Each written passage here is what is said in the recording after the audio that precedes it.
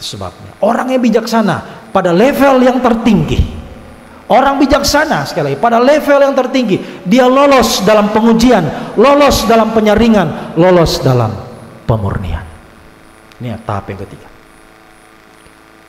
Dia lolos uji, lolos disaring, lolos dimurnikan. Ya, seperti siapa ya? Seperti penulis Daniel ini.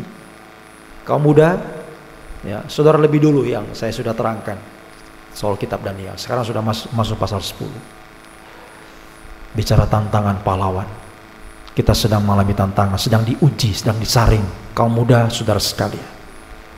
Penggembalaan Kristus Raja. Sudah 10 tahun, mau 11 tahun pengembalaan. Ya, kita sedang diuji hari-hari ini, dimurnikan.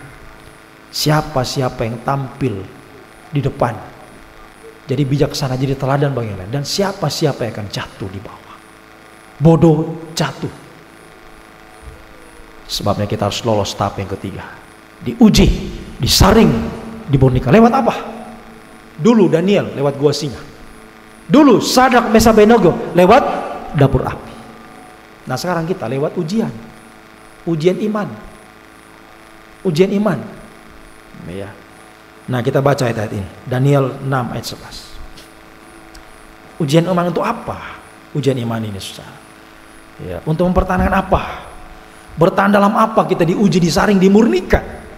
Supaya bertahan dalam apa? Nah, kita baca dulu Daniel ini. Daniel, ya, peristiwa Daniel, perhatikan. Ya, di zaman itu mereka diperhadapkan dengan masing-masing pergumulan. Daniel seorang diri, sementara Sadrak Mesak Abednego mereka bertiga. Jadi ada kalanya kita diuji seorang diri, ada kalanya kita diuji bersama-sama ada teman-teman kita. Ya, apapun ujian sedang kita hadapi saat ini, secara pribadi mungkin dalam nikah, ya, haleluya, dalam pelayanan pengembalaan kita. Ayo kita bertahan, jangan sampai jatuh. Ini tahap terakhir. Ya, jangan sampai kita jatuh. Ya, sama seperti ujian di sekolah. Ya, kalau dia tidak lulus ujian, ya, tidak lulus ujian ya, tidak naik kelas, ya kan? Tidak akan bisa, ya, naik kepada, ya, perguruan selanjutnya. Tinggal. Ya, kalau tinggal ya malu, ya kan? Dipermalukan. Ya, kalau cuma dipermalukan secara jasmani ya, itu ya masih belum besar, ya, yang dia terima. Tapi kalau secara rohani dipermalukan, saudara, selama-lamanya. Ya, lawannya dipermuliakan. Kalau tidak dipermuliakan, dipermalukan. Ya, jadi sandungan sampai tenggelam untuk selamat. Supaya ayo lolos dalam ujian, lolos dalam penyaringan, pemurnian.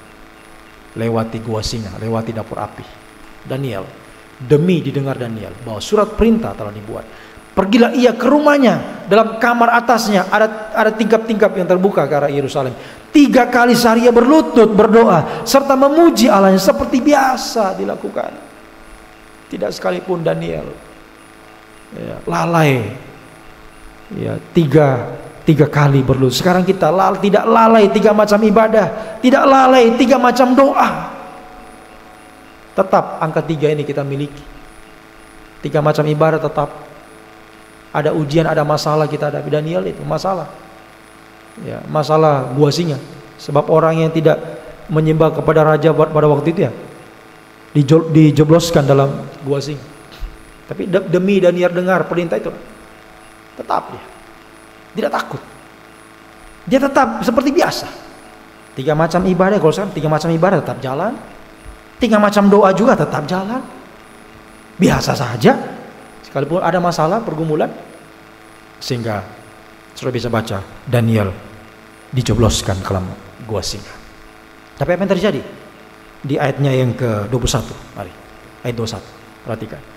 Dan ketika ia sampai dekat gua itu, berserulah ia kepada Daniel dengan suara yang sayu. Ini Raja Darius. Berkata ia kepada Daniel, Daniel, hamba Allah yang hidup, Allahmu yang kau sembah dengan tekun. Oh, haleluya. Allahmu yang kau sembah dengan tekun. 3 macam ibadah, 3 macam doa. Telah sanggupkah ia melepaskan kau dari singa-singa itu? Kata Daniel kepada raja, "Ya raja, kekalah hidupmu. Allahku telah mengutus malaikatnya, mengatupkan mulut-mulut singa sehingga mereka tidak mengapa-apakan aku," dan seterusnya. Oh haleluya. Daniel lolos ujian. Jadi Daniel penulis ya surat Daniel tadi yang kita baca. Ya, dia tulis itu.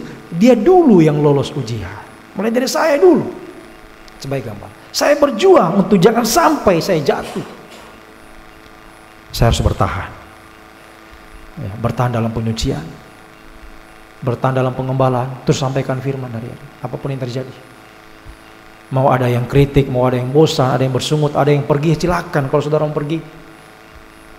Ya, mau semua pergi juga saat ini silakan. Kalau saudara mau pergi, sudah tidak tahan dengan firman, silakan pergi. Silakan. Ya. Ya. Asal tugas saya selesai, sampaikan firman. Apapun yang terjadi, siap sedia baik atau tidak, sampaikan firman. Ya. Semoga saudara juga sungguh-sungguh jadi bijaksana semua. Berjuang diselamatkan, berjuang masuk pintu sempit. 3 macam ibadah. Terakhir diuji sekalipun tetap setia. Tekun 3 macam, tekun 3 macam doa. Begitupun Sadrak Meshak Abednego di pasal sebelum pasal 3. Pasal 3 ayatnya yang ke-15 itu. Ayo dibaca pasal 3 15. Pasal 3 15 sampai 18. Ya, pasal 3 15 18. Sekarang jika kamu bersedia, demi kamu dengar bunyi sangkakala, seruling, kecapi, rebab, gambus, redam, berbagai jenis bunyi-bunyian, sujudlah menyembah pada patung yang kubuat itu. Tapi jika kamu tidak menyembah, kamu akan dicampakkan seketika itu juga dalam perapian yang menyala-nyala. Dan dewa manakah yang dapat lepaskan kamu dari dalam tanganku? Lalu Sadrak, Meshak, Abednego menjawab Raja Nebukadnezar. Ya, mereka berkata, tidak ada gunanya kami menjawab kepada Tuanku dalam hal ini. Jika Allah kami yang kami puja, yang kami sembah, sanggup melepaskan kami, maka Ia akan lepaskan kami dari perapian yang menyala-nyala itu dan dari dalam tanganmu ya Raja. Tetapi seandainya tidak, hendaklah Tuanku mengetahui ya Raja, bahwa kami tidak akan memuja dewa Tuanku dan tidak akan menyembah patung emas yang Tuanku dirikan itu. Dan ayat 19, Nebukadnezar menjadi marah, panaskan 7 kali lagi dapur api itu. Luar biasa. Sampai algojo yang angkat 3 orang ini mati sudah karena hantaran panas itu. Jadi kalau secara logika, Sadrak Meshak Abednego bukan cuma mati lagi, jadi abu sudah. Ya kan? Tapi apa yang terjadi? Ya. Tuhan ada bersama-sama dengan mereka. Bagi kehidupan yang lolos ujian, jangan takut, engkau tidak sendiri, engkau bersama dengan Tuhan di sana. Tadi Daniel seorang diri. Mungkin ya ada di antara kita saat ini ya menghadapi masalah seorang diri. Ayo, sungguh-sungguh bertahan dalam ujian yang sedang kau hadapi, sedang dia masalah apapun yang kau hadapi, seorang diri. Ada malaikat diutus, itulah Roh Kudus. Malaikat itu Roh Kudus. Kita memiliki Roh Kudus yang melimpah. 1 Petrus 4 ayatnya yang ke-12. Mari. 1 Petrus 4 ayat 12. Semakin kita bertahan dalam ujian, atau disebutkan dalam Petrus itu nyala api siksaan, untuk memurnikan ya. Sebab kita ini seperti emas, seperti peraknya Tuhan. Harus lolos uji, ya, lolos dimurnikan dengan api. Nyala api siksaan itulah ujian iman. Jangan heran saudara-saudara yang kekasih. Ya, akan apa? Akan nyala api siksaan datang kepadamu sebagai ujian. Seolah-olah ada sesuatu yang luar biasa terjadi atas kamu. Jadi usah heran ya. Kita dalam pengajaran ini, ketika kita ada masalah, kita sudah setia, sudah berjuang 3 macam ibadah, sudah berjuang untuk menikmati firman, tidak bodoh tadi, tidak egois, berjuang, berikan yang terbaik dalam pelayanan. Semakin suci hari-hari ini. Sementara masih ada masalah yang dihadapi, masih ada perlu. Jangan heran, itu ujian bagi kita. Apakah betul-betul kita ini orang bijaksana yang bertahan atau sebagian jatuh? Ya, bertahan atau jatuh? Kita diuji di sini. Lanjut 13. Sebaliknya bersukacitalah sesuai dengan bagian yang kamu dapat dalam penderitaan Kristus, supaya kamu juga boleh bergembira dan bersukacita pada waktu yang menyatakan kemuliaan. Perhatikan, berbahagialah kamu jika kamu dinista karena nama Kristus. Sebab apa? Roh kemuliaan, minyak urapan yang melimpah, Roh Allah itu ada padamu. Roh kemuliaan itu lebih tinggi daripada Roh Kudus. Jadi Roh Kudus ya, yang melimpah itu sama dengan roh kemuliaan. Jadi roh kemuliaan itu adalah Roh Kudus yang melimpah. Itulah minyak persediaan ini dimiliki oleh gadis-gadis yang bijaksana. Mereka telah lolos ujian.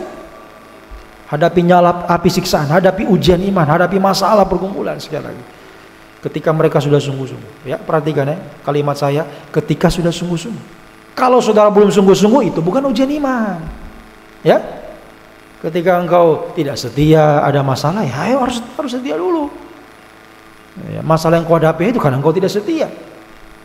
Masalah yang kau hadapi karena dosamu yang kau sembunyikan. Jadi periksa masing-masing, mulai dari saya. Ada masalah terjadi, periksa bagaimana? Bagaimana? Saya sudah selamat belum? Sudah dibaptis belum? Kalau belum, ayo dibaptis segera. Masih ada masalah? Sudah tergembala belum? Sudah berjuang sungguh-sungguh belum? Nah, kalau belum, ayo sungguh-sungguh.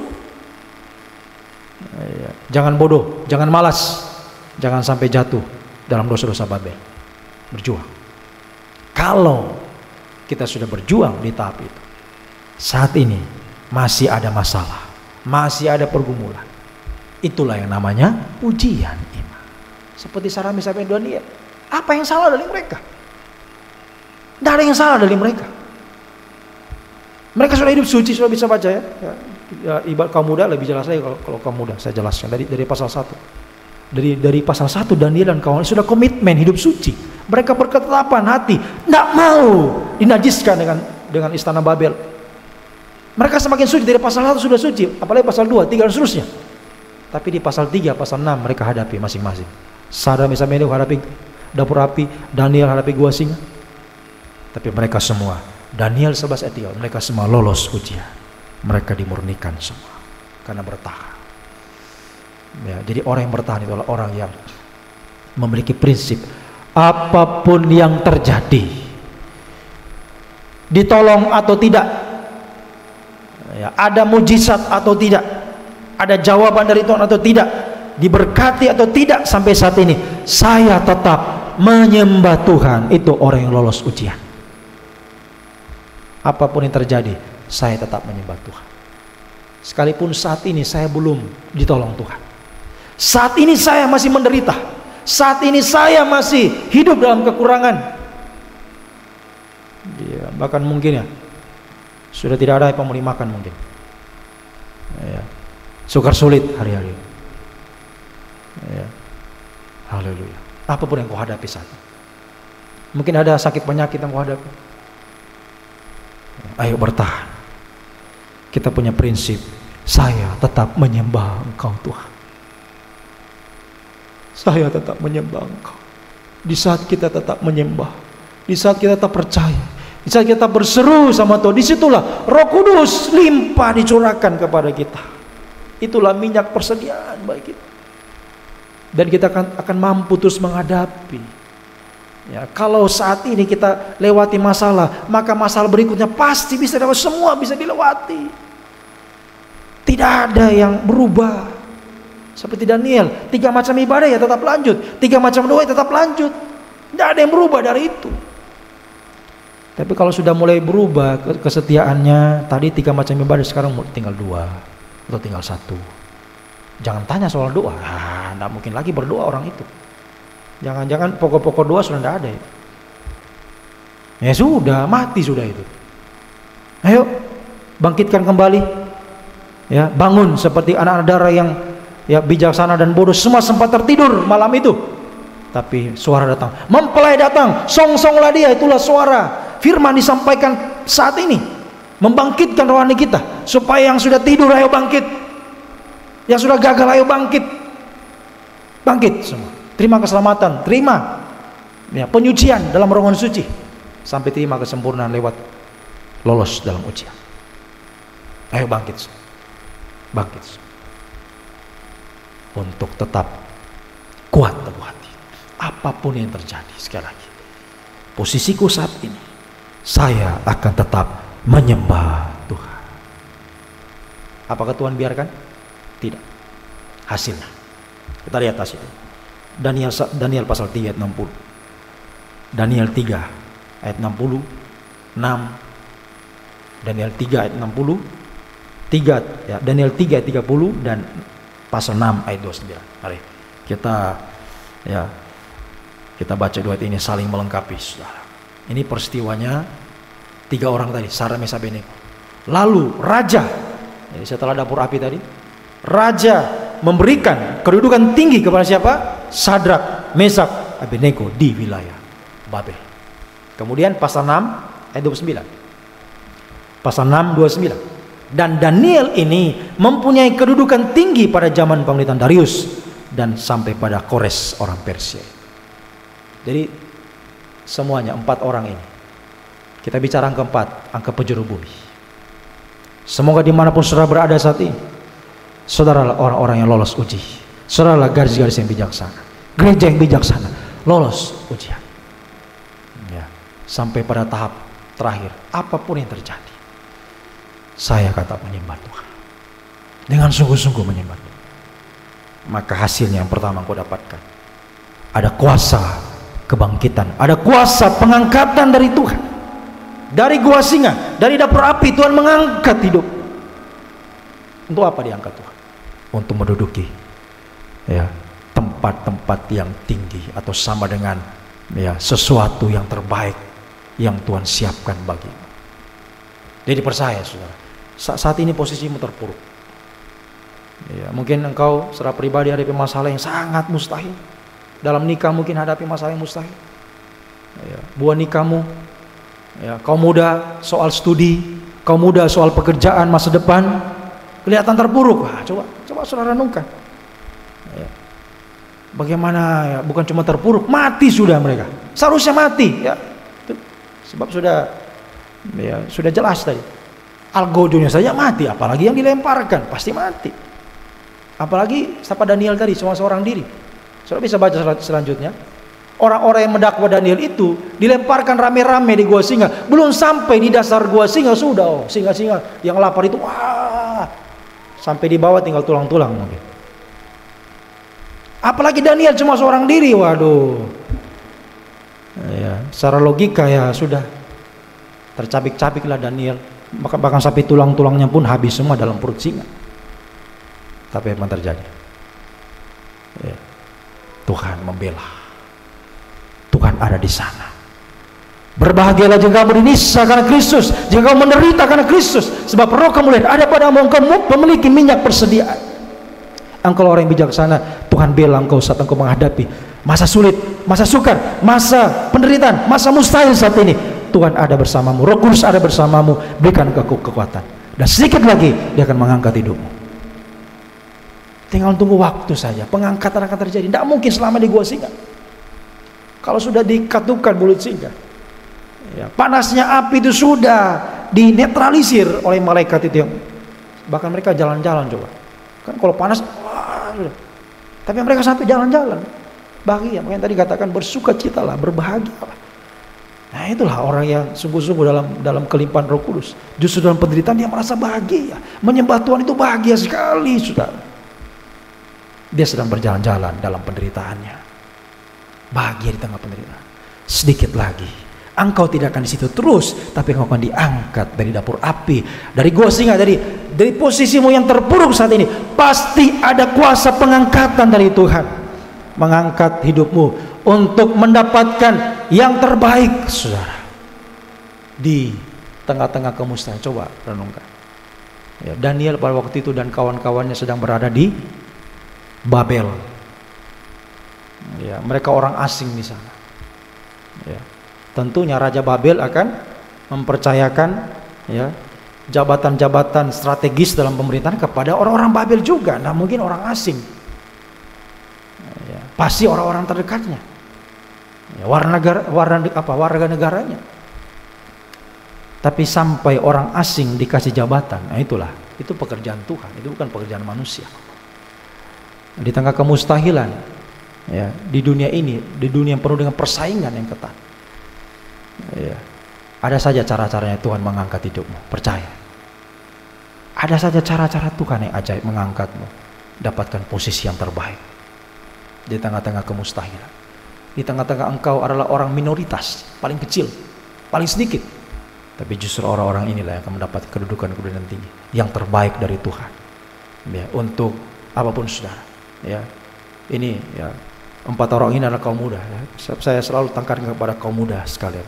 Kaum muda, percaya saudara dapat yang terbaik dari Tuhan.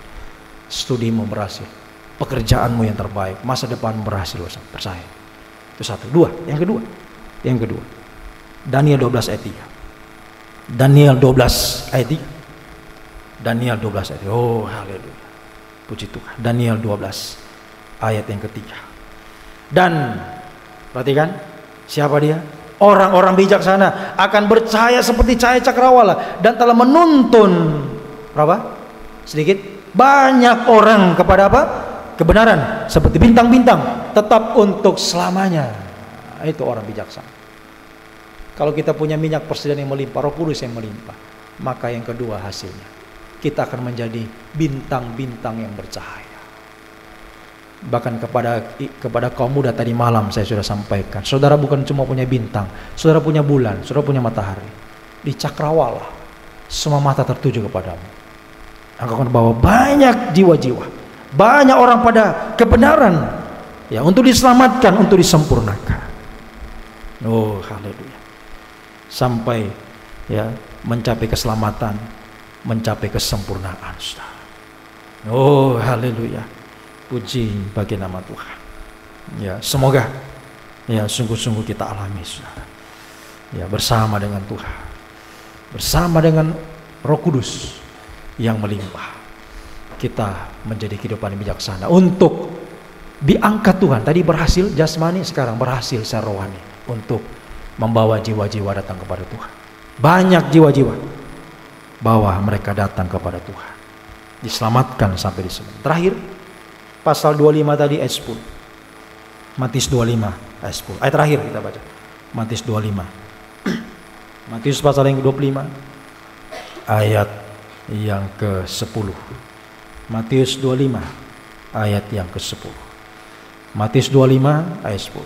Akan tetapi waktu mereka sedang pergi, itulah garis-garis yang bodoh, pergi membeli minyak, datanglah mempelai itu, dan mereka telah siap sedia, itulah yang bijaksana, telah siap sedia masuk bersama-sama dengan dia ke ruang perjamuan kawin. Lalu pintu apa? Ditutup Tuhan. Setelah itu tuh baru datang yang bodoh tadi. Tuhan, bukakan kami pintu. Aku tidak kenal kamu. Sampai puncaknya orang yang bijaksana, gereja yang bijaksana akan menjadi mempelai Tuhan, akan ketemu mempelai pria surga dan masuk pesta nikah, masuk Firdaus, Yerusalem baru. Dan pintu keselamatan, pintu kesempurnaan ditutup. Tuhan yang tutup. Tidak ada kesempatan lagi. Mau engkau berjuang bagaimanapun, mau nangis darah sekalipun, tidak ada artinya lagi. Tapi mari jadilah orang bijaksana. Gunakanlah waktumu yang ada saat ini. Jadilah orang bijaksana. Terimalah keselamatan, terimalah penyucian, berjuang masuk pintu yang sempit, dan loloslah dalam ujian. Apapun yang terjadi, kita hanya menyembah Tuhan. Ya, engkau pasti diangkat Tuhan. Percaya, engkau diangkat Tuhan. Berhasil, terbaik, terindah kau dapatkan. Engkau diangkat Tuhan, jadi bintang yang bercahaya, tuntun banyak orang, jadi saksinya Tuhan, bahwa jiwa-jiwa diselamatkan sampai terakhir. Engkau juga akan masuk pesta nikah, bahagia di awan-awan Firdaus Yerusalem baru untuk selama-lamanya. Tuhan memberkati kita semua. Mari kita datang